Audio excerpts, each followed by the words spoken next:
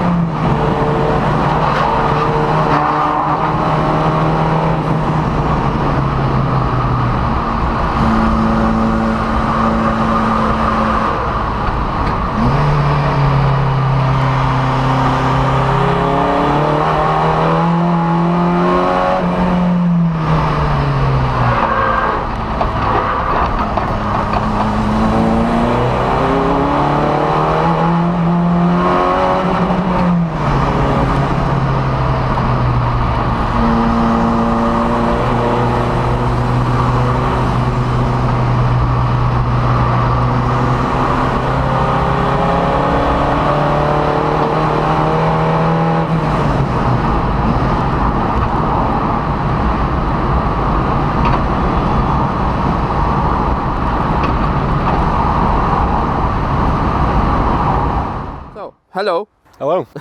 Take it away. Who you are, why we're here, what do we have here? I'm Ryan.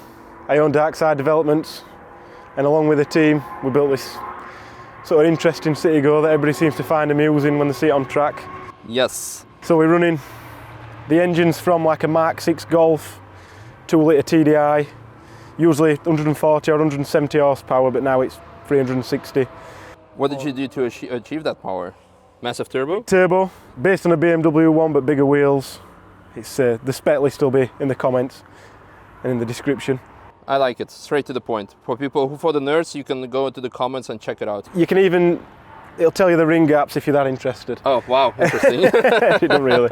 But yeah, we've just got a fuel pump, sort of uninteresting, everything's from different cars. It's like probably 20 different cars have given parts to this one. So, and some custom stuff, pretty much everything's had to be adapted and modified. And so you said so you had the Golf engine, you had the turbo from BMW, and then the running gear was from Audi TT, Mark 1 TT, yeah.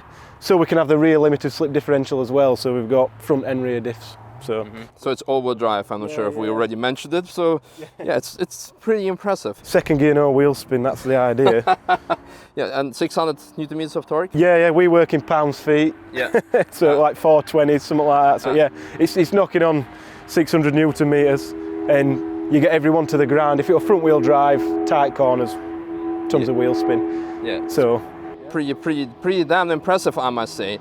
What was the most difficult part about this build? I mean, of course, everyone's gonna say, yeah, of course, you're putting a bigger 4-cylinder engine into a 3-cylinder engine body. The amount of stuff that we're trying to get into a small area, like the anti-roll bars, they were really difficult to get in with all the suspension, how we've got it.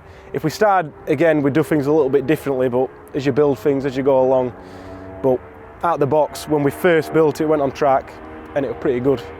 But yeah, it's all been difficult. There's not one difficult part. Yeah, I can imagine all the massive intercoolers, all the oil coolers. Important question what many people are gonna ask, is it street legal? Yeah, in England. In England? Yeah. We're going to try and get a TUV while we're here, but we're advised against it by everybody and anybody. Yeah, I think it's going to be a bit difficult according to the German law. In England it's a little bit more relaxed, but you definitely get in trouble if you're trying to drive this anywhere else, to be honest. But we don't drive it much.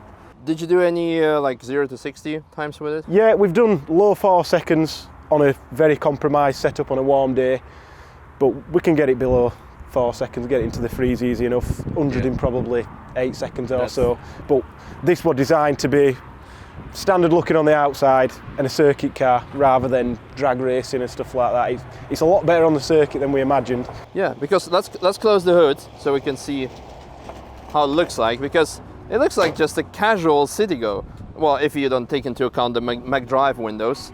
Now you have all that amazing horsepower and torque, but you cannot do anything with it if you cannot put the power down or make it come to a stop. No, they're very important. Yeah, so I can see you're running Federals on the front, 595 RSR.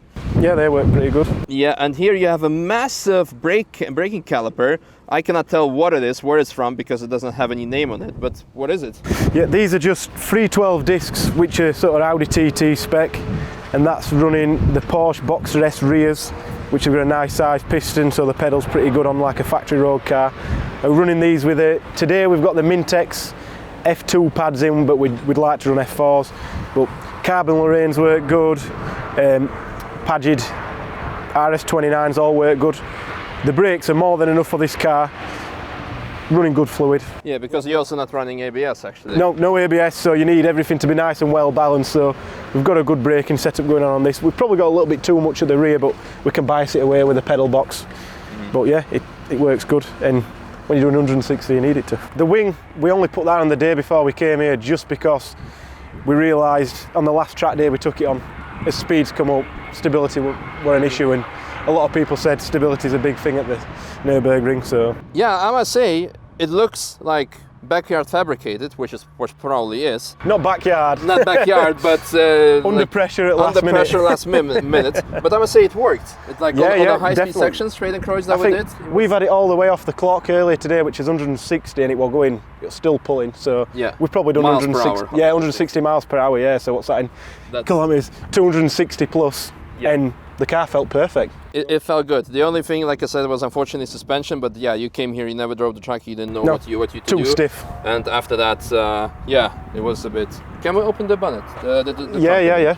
We could if we had the key. Security feature. Ignition's got to be on. Ah, that's good.